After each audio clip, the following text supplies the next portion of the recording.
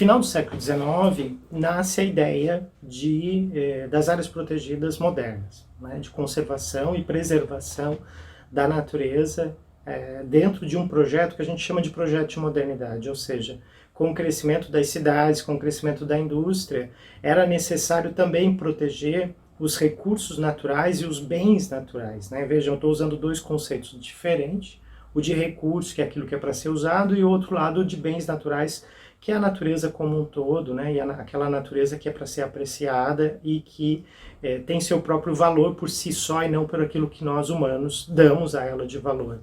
No início do século XX, no Brasil, nós já tínhamos algumas áreas protegidas, mesmo antes das unidades de conservação.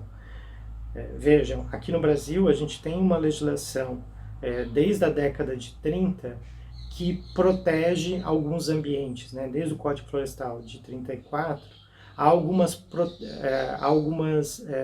normativas, né? Que depois, obviamente, passaram por mudanças, 65 e depois em 2012, no último Código Florestal Brasileiro, em que manguezais, dunas, restingas, nascentes, rios, margem dos rios, são consideradas áreas de preservação permanente. Esse tipo de área protegida, esse modelo de área protegida, também existe em outros países, e aqui no Brasil, esse tipo de proteção, ele vem desde a década de 30, né? Mais especificamente a partir da Constituinte de 34 e depois a legislação em 37. Em 65, nós vamos ter um código ambiental específico que se chamou Código Florestal Brasileiro. Esse conjunto de normativas, ele acabou protegendo muito das nossas florestas, das nossas áreas de mata aqui no Brasil. Então, as áreas protegidas, nesse tipo de áreas protegidas, que nós chamamos de áreas de preservação permanente, são aquelas que são protegidas por uma legislação ambiental que advém, né, desse período, desde a década de 30 e na década de 60, efetivamente, como Código Florestal. Outra coisa, outro tipo, né, de áreas protegidas são as chamadas unidades de conservação. Essas também tinham projetos desde o final do século XIX aqui no Brasil, mas a primeira unidade de conservação brasileira, efetivamente criada por lei, é de 1937, que é o Parque Nacional de Itatiaia, que foi criada durante o governo Getúlio Vargas. Essa unidade de conservação, com essa característica de preservação da fauna, da flora, também veio a ela associado a objetivos de visitação, né, como um modelo dos Estados Unidos de parques nacionais, em que as pessoas pudessem e possam, né, fazer atividades de turismo, atividades de lazer. Aqui no Brasil nós temos vários tipos de unidades de conservação, que a gente chama de categorias de unidades de conservação.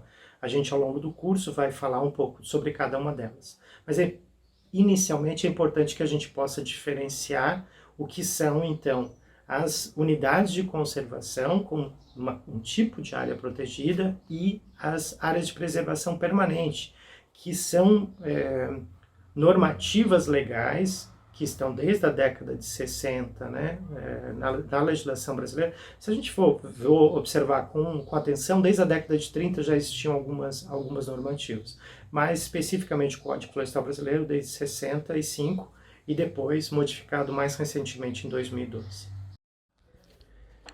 No Brasil, as principais áreas protegidas são chamadas unidades de conservação.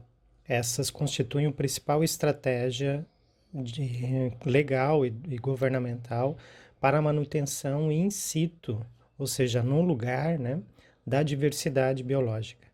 A Lei número 9.985, de 18 de julho de 2000, ela instituiu o Sistema Nacional de Unidades de Conservação da Natureza, também chamada SNUC.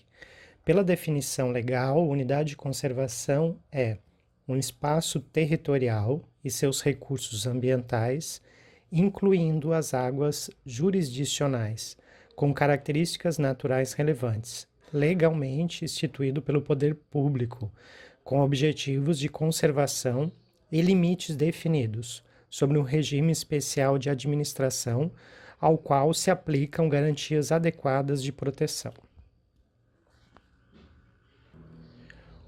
O sistema de unidades de conservação brasileiro, ele reúne categorias de manejo em dois grandes grupos.